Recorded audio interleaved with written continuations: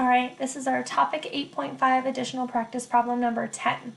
It says the circumference of one coin is 8.3 centimeters. The circumference of another coin is 0.33 centimeters smaller. So I'm going to start by actually creating these coins, having two circles so that we kind of know what this is going to look like. These are about the same. That way, you guys can get the idea that our circumference is going to go all the way around. So if I draw a line along this black line, I'm going to do it a little bit wider. That's going to be my circumference. And of my first coin, it's 8.03.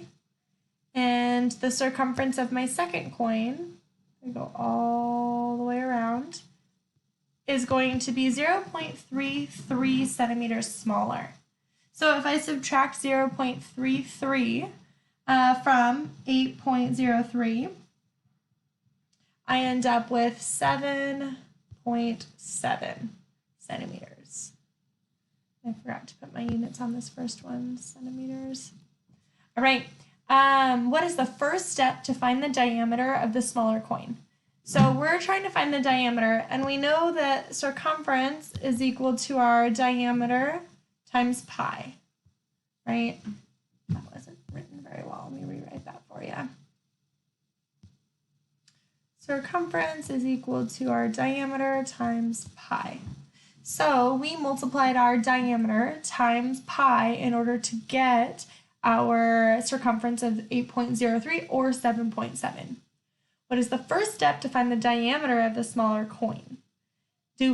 We need to find the radius of the smaller coin. It seems to me like we need to know the diameter of the smaller coin in order to find its radius.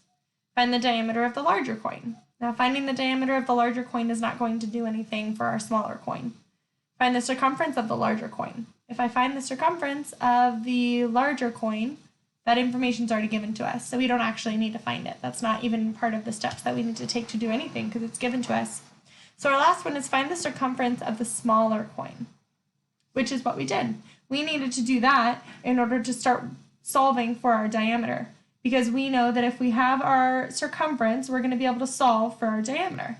So we need to start by finding the circumference of the smaller coin.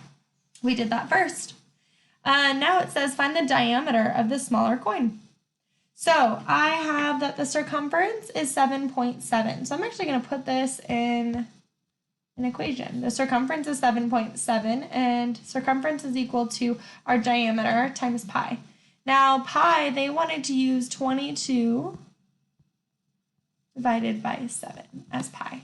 So that's what my equation can look like. Now in order to get diameter by itself, I need to be dividing by this fraction.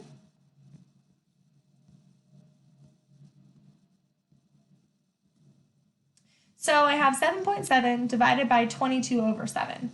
When I divide by a fraction, I'm actually multiplying, flipping and multiplying. So I have 7 divided by 22 times 7.7 is equal to our diameter, because these canceled out.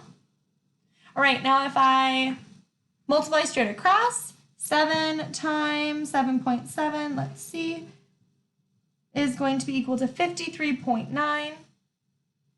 So I'm actually going to move over here. I have 53.9 divided by 22 is equal to diameter. And then when I actually divide 53.9 by 22, I end up with 2.45.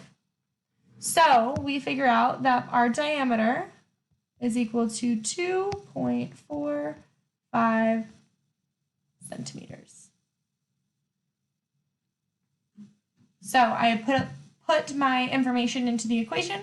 I solved for D, the diameter, and then I solved that equation. I was dividing by a fraction, so I flipped the fraction and multiplied.